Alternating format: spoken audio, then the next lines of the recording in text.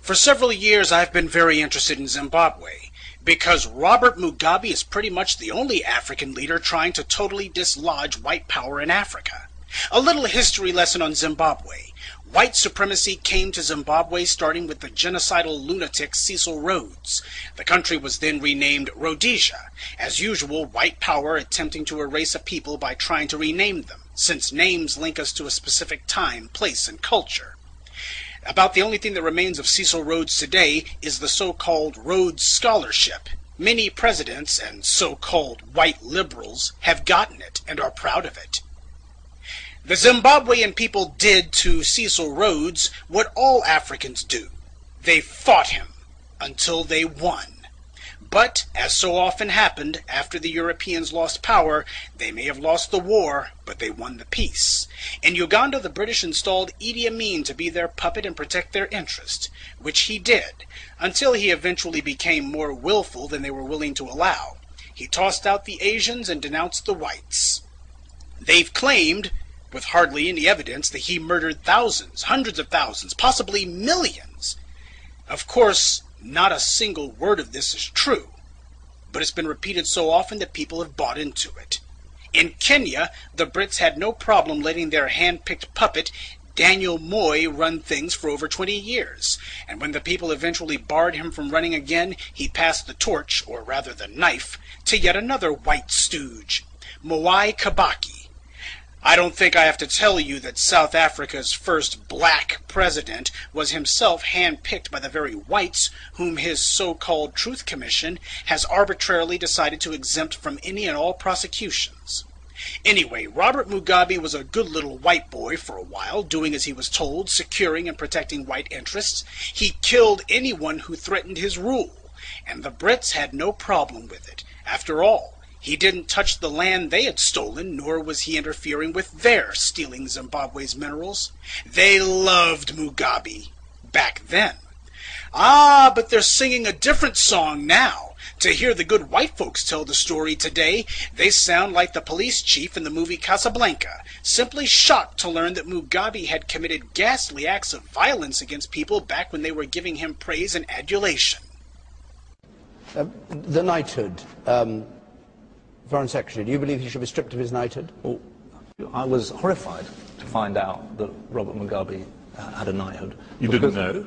I didn't know that he was Sir Robert Mugabe. You became Foreign Secretary without knowing that? Just on the knighthood, Douglas heard you were Foreign Secretary when he was given the knighthood, I think. I think not. You were in the government when he was given the knighthood. 94? What were you in 94? I was Foreign Secretary. That was when he was given his knighthood. But not by the. Well, I must plead total amnesia, not by me, and not, I think, by the British government. But I'm. Who else can give him a knighthood except the British government?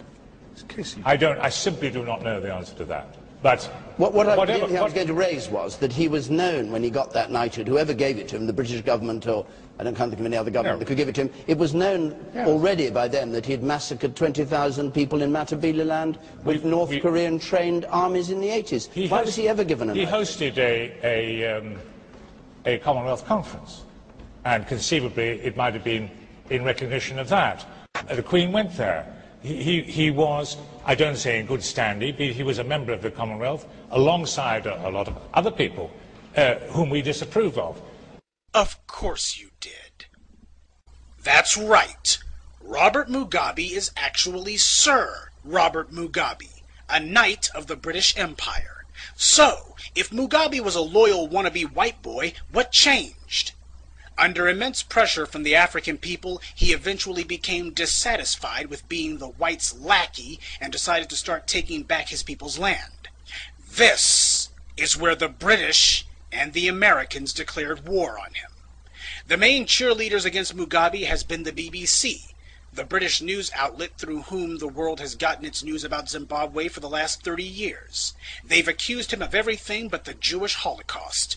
Until Mugabe started reclaiming the land, that same BBC wrote nothing but glowing reports about him for over 25 years.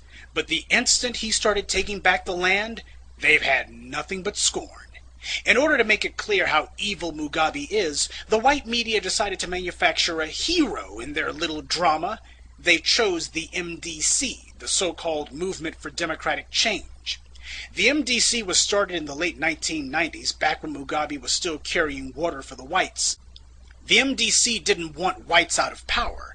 They just wanted the money the whites had been giving to Mugabe to be given to them instead. The whites at first ignored the MDC, and the MDC couldn't get their candidates elected dog catcher. They had no money and no media support. But when Mugabe started reclaiming the land for his people, all of a sudden the whites started pumping cash into the MDC like crazy. The BBC decided these guys would be presented to the world as heroes fighting against an evil dictator.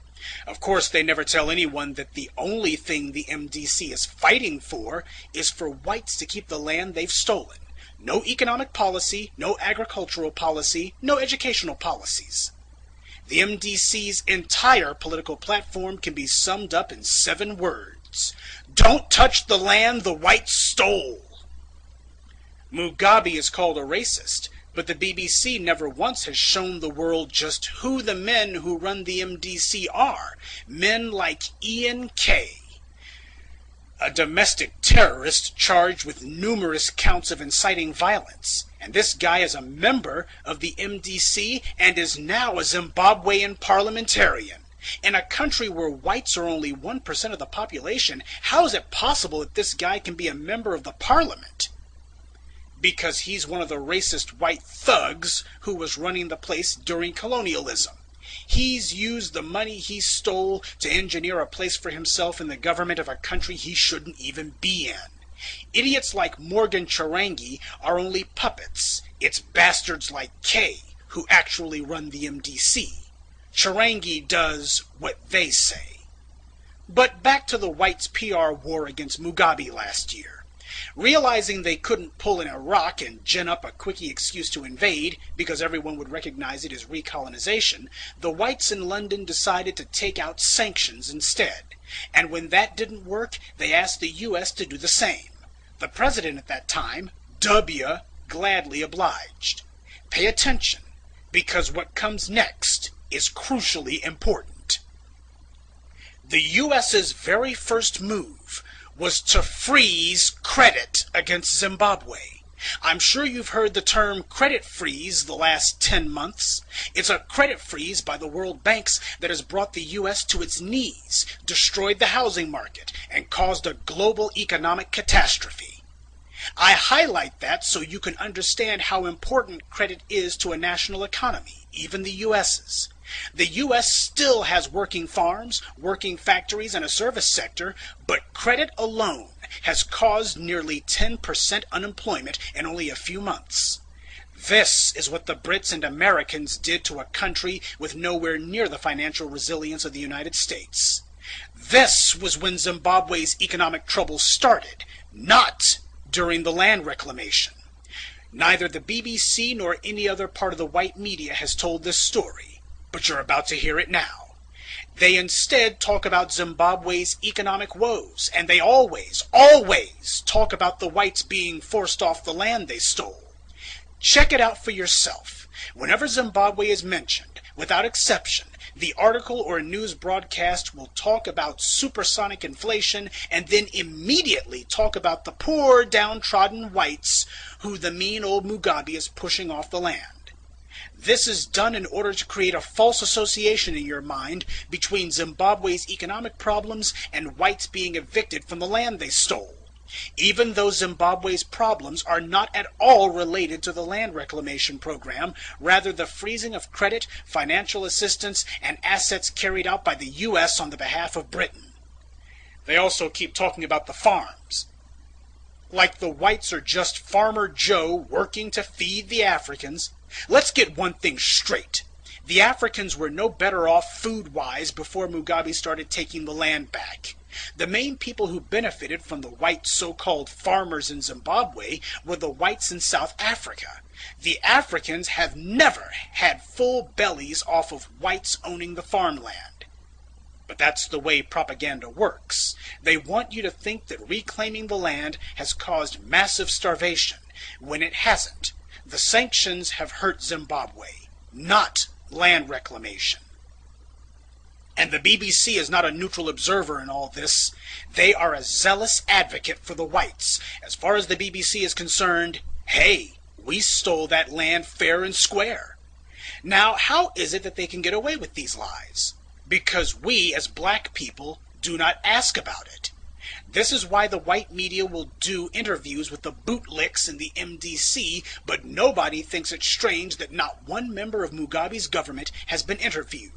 In fact, W took out sanctions against Mugabe more strident than anything he ever did against Iran or Iraq. Neither Mugabe nor any member of his government or anyone seeking to advocate on their behalf financially can enter the U.S. Think about that. Ahmadinejad went to Columbia University and gave a lecture, even though he took Americans hostage in the 1970s. Say, isn't he supposed to be on the no-fly list? The U.S. has removed sanctions against Libya and normalized relations with that country, even though Gaddafi was responsible for the deaths of Americans, the destruction of U.S. airplanes, and numerous acts of terror against the U.S., for which he has neither been punished nor so much as apologized. But Robert Mugabe, who has not committed an act of terror against the U.S., not supported anyone who has not even spoken in defense of anyone who has committed terror against the U.S., has sanctions put on him. So why is he on a terror watch list? Why can't he enter the United States? When Mugabe won the last election, the whites realized he was going to finally go ahead and toss them all out. That's why we saw the fake outrage from them last year. They tried to go to the African Union, figuring that because they had created the African Union and had most of its members on strings, that it would be a simple matter to get the poor Africans to denounce Mugabe. And after that, they would get the Africans to authorize the Brits to send in the Marines. Of course, it didn't happen that way. The AU rejected what was an obvious attempt at recolonization. So, the whites went running to the UN instead, figuring they would get their way there. But Mugabe had already shored up his political support on the UN through the alliances he built with China, who, as a permanent member of the UN Security Council, has veto power. And Russia also joined China in vetoing the Brits' plan to move forward with military action against Mugabe. The whites howled and screamed about it. How corrupt the UN is, because one vote is all it takes to derail the whites' well-laid plans. But those same whites have no problem when the US is the only Security Council member to vote against condemning Israel for its violence against the Palestinians, or when the US votes against a resolution condemning racism.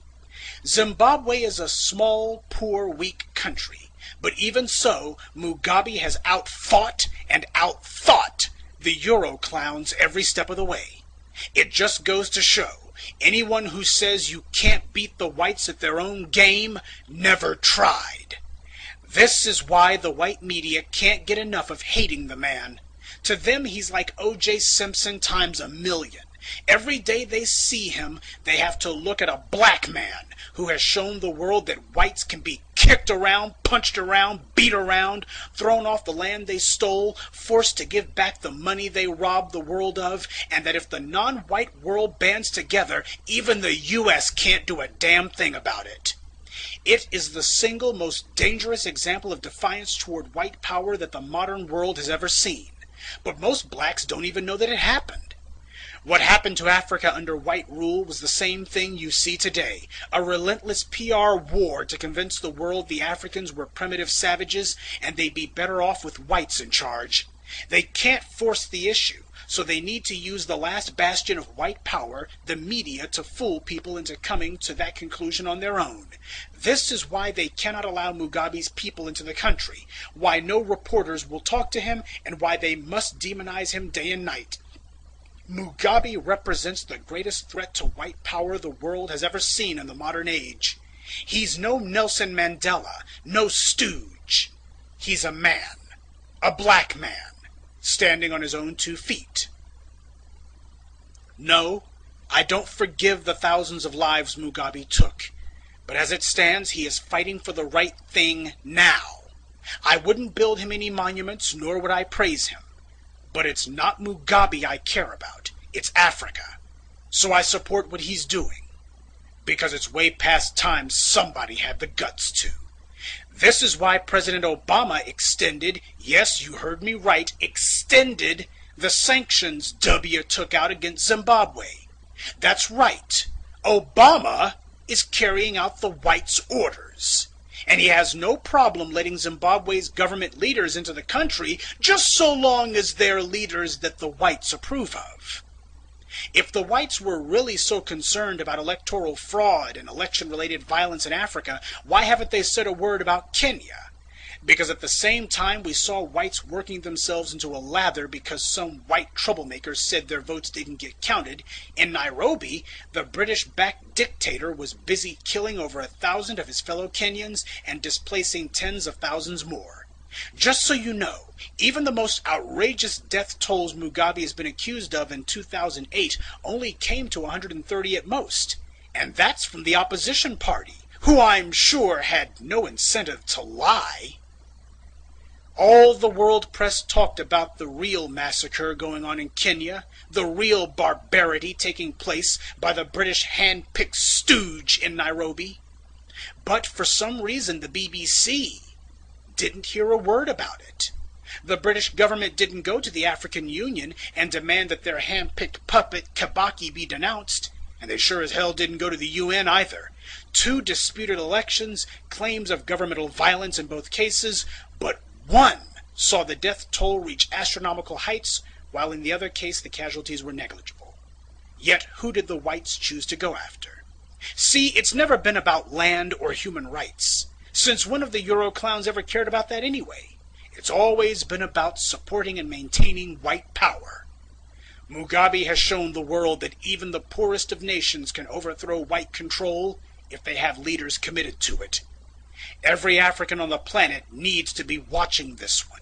Mugabe, regardless of his faults, is showing us the way. And for that, we should support him.